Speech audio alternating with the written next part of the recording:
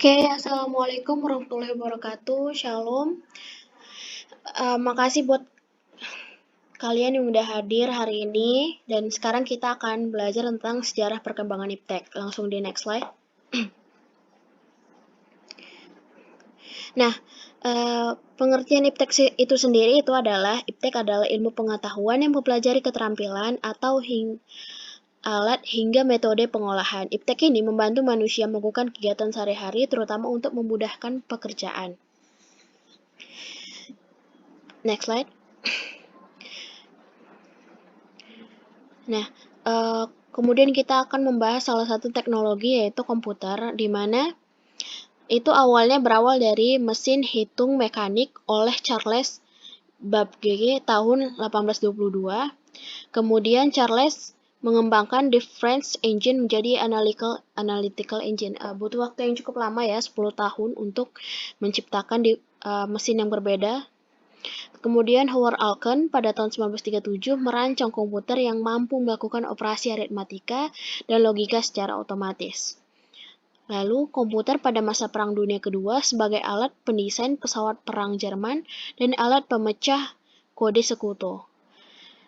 Lalu, pada tahun 1944, Howard Allen dan IBM Amerika memproduksi komputer sebesar meja tanpa layar monitor. Nah, jika kalian lihat ke gambar itu sebelah kanan, itu adalah di mana komputer pertama di dunia itu sebesar meja ya, kalau bisa dibilang meja makan gitu. Nah, beda banget sama yang kita nikmatin sekarang, dan itu butuh waktu yang bisa terbilang lama, dari 1937 ke 1944, ataupun yang pertama kali itu kan 1822 ke 1944. Apalagi di tahun 2022 sekarang, komputer aja ada yang tipis banget gitu. Dan itu butuh waktu yang lama. Bisa dibilang 100 atau 200 tahun kemudian baru bisa jadi yang secanggih sekarang. Next slide.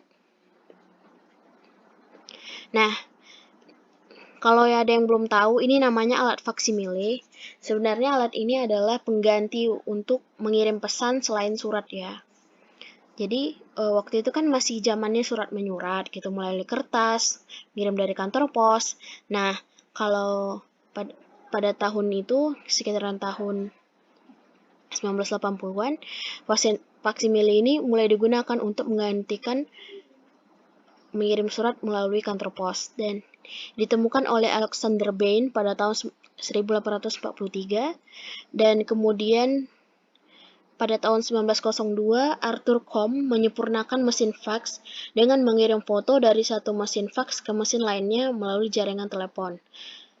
Dan dari yang informasinya bahwa untuk mengirim foto dari foto satu ke mesin fax lainnya itu membutuhkan bahkan waktu 2 hari. Nggak kayak yang kita nikmatin sekarang, dalam hitungan menit bahkan detik udah terkirim dari satu foto ke foto lainnya, kayak sekarang dari ponsel ya kan. Dan pada tahun 1980-an, mesin faksimili dimodifikasi menjadi cukup kecil, yang memungkinkan pekerjaan kantor secara efisien. Yang kalian lihat itu di sebelah kanan itu adalah mesin faksimili pertama di dunia ya. Jadi alat sekecil ini untuk mengirim pesan ataupun mengirim gambar. Next slide. Nah, televisi. Ini unik nih.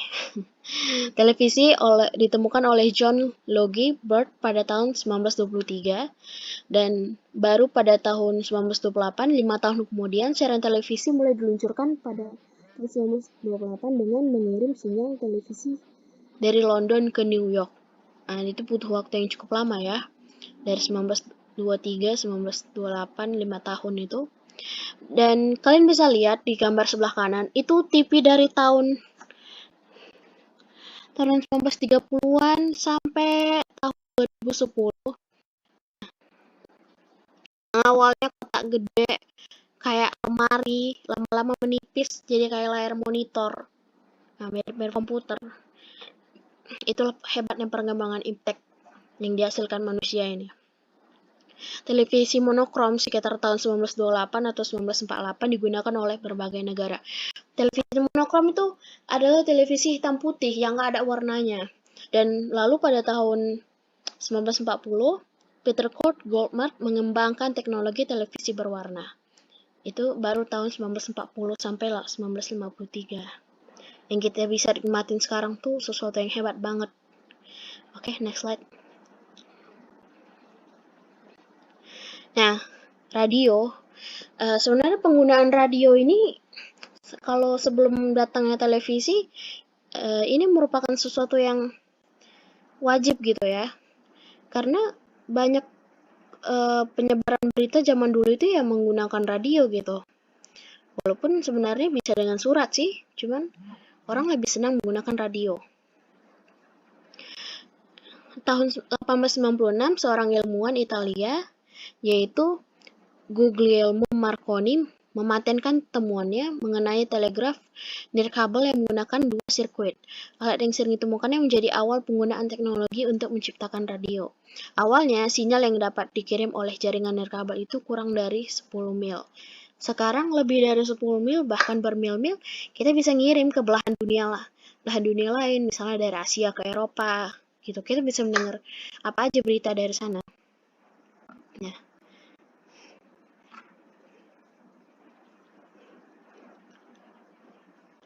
Dan ini lebih sering di tahun 1905 itu digunakan sebagai komunikasi antar awak kapal di laut ya, dengan di stasiun di pantai sejak tahun 1905. Jadi stasiun radio itu dulu lebih umumnya di pinggir pantai, karena rata-rata yang menggunakannya itu adalah awak-awak kapal yang bekerja mengirim barang melalui lautan. Jarang sih dipakai di misalnya di area darat gitu. Tapi lama-kelamaan penggunaannya makin meluas kan. Lalu di next slide. Nah, internet. Ini nih. Internet yang kita gunain sekarang, itu awal cikal bakalnya dari ini. Berawal dari Departemen Pertahanan Amerika Serikat yang membuat ARPANET pada tahun 1969, yang tujuan awalnya itu untuk kepentingan militer. ARPANET ini diperkenalkan secara umum pada tahun 1972. Pada 1 Januari 1983, ARPANET menukar protokol rangkaian pusatnya dari NCP ke TCP atau IP, World Wide Web, yang merupakan cikal bakal situs internet. World Wide Web itu biasa disingkat kayak www.com gitu kan. www.com blogspot, www.com Tokopedia, atau www.com Wikipedia yang sering kita lihat kalau searching sesuatu gitu. Oke, next slide. Dengan adanya internet ini sekarang makin mudah ya ngapa-ngapain. Nah, ini ponsel. Telepon genggam pertama kali ditemukan pada tahun taulah ya, ini sering didengar, oleh 1972 sampai 1973 oleh seorang veteran asal Amerika Serikat, yaitu Martin Cooper, atau biasa dikenal dengan Martin Cooper. Pada tahun tersebut, Cooper bersama tim merancang membangun ponsel pertama. Jadi, ada kadang salah kaprah membedakan antara ponsel dengan telepon. Kalau ponsel kan ditemukan oleh Martin Cooper.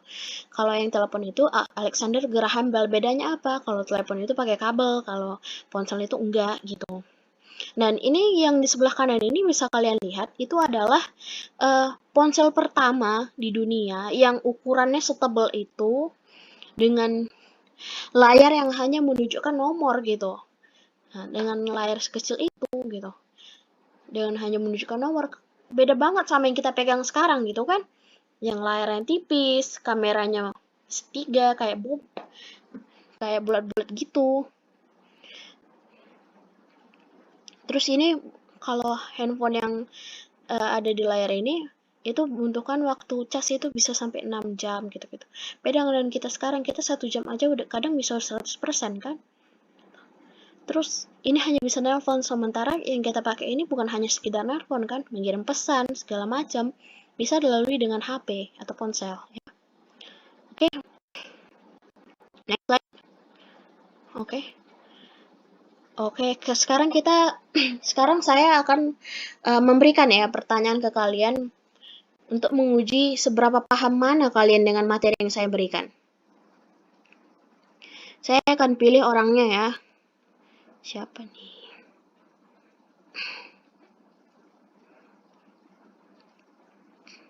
Oke. Untuk Rizky dulu, coba Rizky. Nah, hadir kan?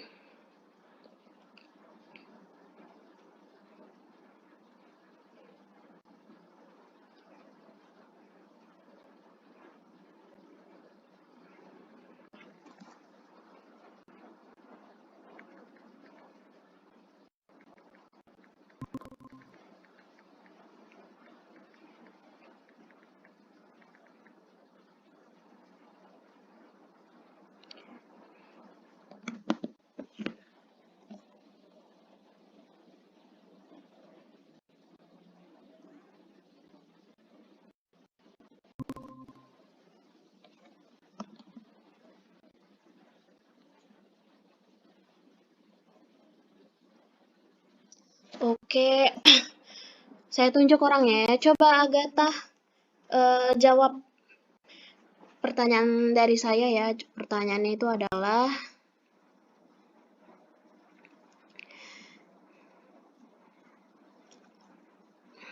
seperti yang kita bahas tadi, siapakah penemu radio pertama? Gimana Agatha? Coba pertanyaan dari saya. Siapakah penemu radio pertama?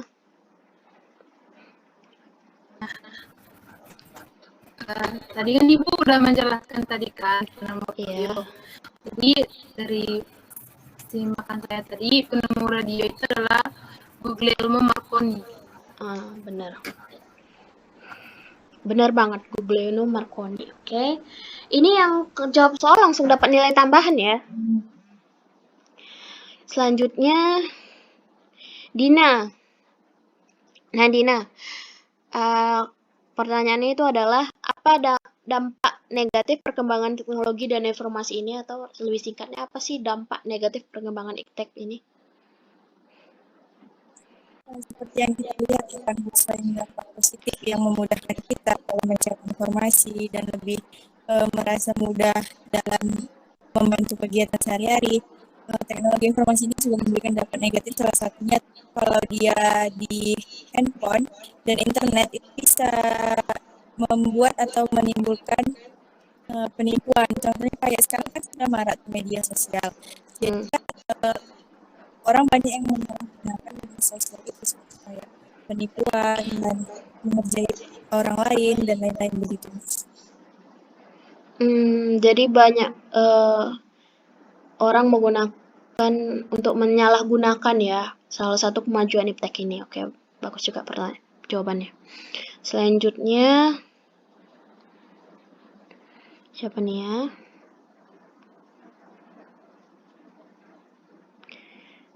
Bunga, coba dulu jawab pertanyaan dari saya, Bunga. Mau dapat nilai kalian kan? Nih, mudah nih. Siapakah penemu televisi? Ayo Bunga.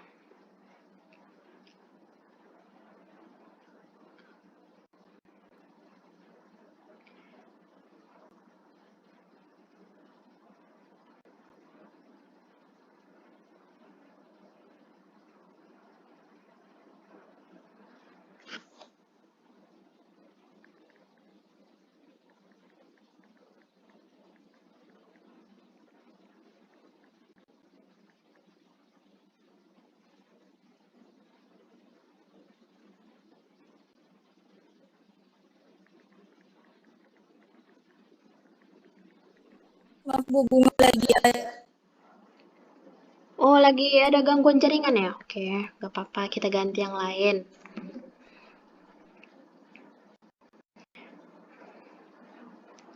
Coba dulu Rica jawab dulu. Siapakah penemu televisi, Rica? Penemunya Pilotes Farnsworth, seorang ilmuwan asal Utah, Amerika Serikat, telah mengembangkan sebuah televisi modern pertama saat berusia 21 tahun. Namanya Pilotes Farnsworth, Bu. Keren ya dia ya, 21 tahun bisa nyiptain TV. Oke, bagus. Tadi udah Agatha, Dina, Rica yang dapat A+. Yang lain? Oke, gimana dengan Rizky? Ini ya pertanyaannya untuk Rizky.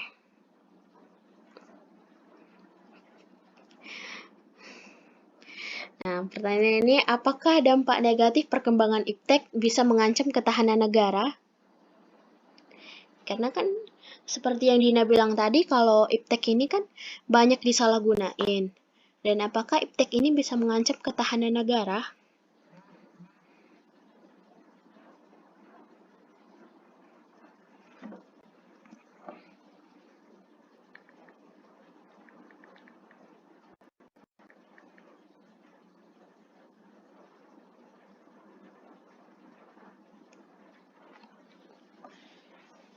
Ayo Rizky, saya tunggu nih. 1. Ayo lo, mau dapat nilai plus nggak? Bisa diulang dulu pertanyaannya. Oh, pertanyaannya mau diulang ya. Bentar ya, Nak. Pertanyaan itu adalah, apakah dampak negatif perkembangan iptek bisa mengancam ketahanan negara?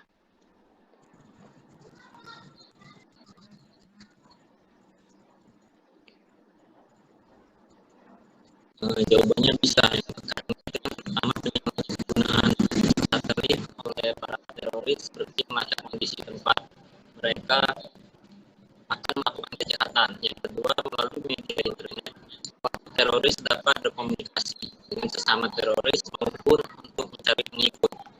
Yang ketiga, munculnya perang informasi dengan memanfaatkan perkembangan teknologi informasi karena sifat penggunaan sistem secara bersamaan. Dan yang keempat itu berkaitan dengan teknologi senjata pemusnah massal seperti senjata nuklir dan senjata biologis. Dikhawatirkan akan menjadi ancaman besar bagi suatu negara jika digunakan oleh pihak yang tidak bertanggung jawab. Jadi itu tadi jawaban dari saya. Terima kasih Najwa. Bagus banget jawabannya, lengkap ya.